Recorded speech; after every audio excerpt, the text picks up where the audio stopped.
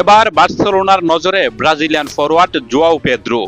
লেভানডস্কির বিকল্প হিসেবে যে কোনো মূল্যেই এই ব্রাজিলিয়ান তারকাকে দলে ভেড়াতে চায় কাতালান ক্লাবটি। কয়েকদিন ধরে আর্জেন্টাইন ফরোয়ার্ড জুলিয়ান আলভারেজকে নিয়ে আলোচনার ঝড় বইলেও এখন বার্সার ট্রান্সফার লিস্টের হট টপিক চেলসির এই গোল মেশিন।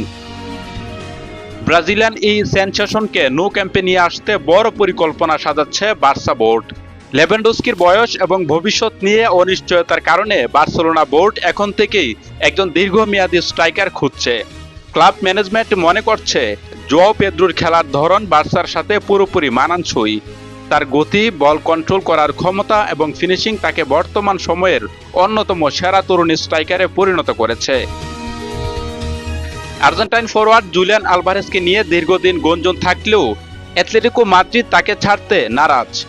আলভারেজের আকাশচুম্বী ট্রান্সফার ফি এবং কঠিন রিলিজ ক্লোজের কারণে বার্সেলোনা এখন তাদের পূর্ণ মনোযোগ ঘুরিয়ে নিয়েছে জোয়াও পেদ্রোর দিকে। স্প্যানিশ মিডিয়া বলছে পেদ্রোকে দলে নেওয়া বার্সার জন্য প্ল্যান বি নয়, বরং বর্তমানে এটি তাদের সবচেয়ে শক্তিশালী পরিকল্পনা। চলতি মৌসুমে চেলসির হয়ে জোয়াও পেদ্রোর পারফরম্যান্স ছিল চোখে পড়ার মতো। গেল বছর ক্লাব বিশ্বকাপের আগে ইংলিশ ক্লাব ব্রাইটন থেকে ৬০ মিলিয়ন পাউন্ডে চেলসিতে যোগ দেয় পেদ্রো। যোগ দিয়ে ক্লাব বিশ্বকাপে দারুণ পারফরম্যান্স করে সবার নজর কেড়েছেন তিনি।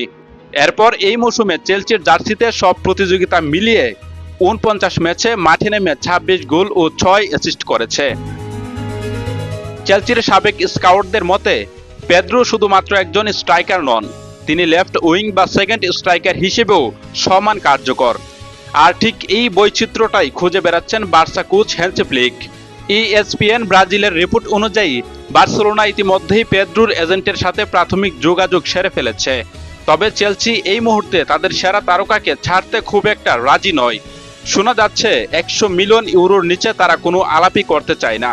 কিন্তু বার্সেলোনা লেভানডস্কির বিকল্প হিসেবে পেদ্রোকেই তাদের ভবিষ্যৎ প্রজেক্টের প্রধান মুখ করতে বদ্ধপরিকর। এখন দেখার বিষয় কাতালানদের এই ব্রাজিলিয়ানকে আনার স্বপ্ন শেষ পর্যন্ত পূরণ হয় কিনা।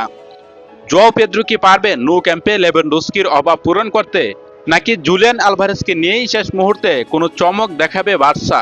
আপনাদের কি মনে হয়, জোয়াও পেদ্রো কি বার্সেলোনার জন্য সঠিক চয়েস, নাকি আলভারেজই হবে সেরা সমাধান?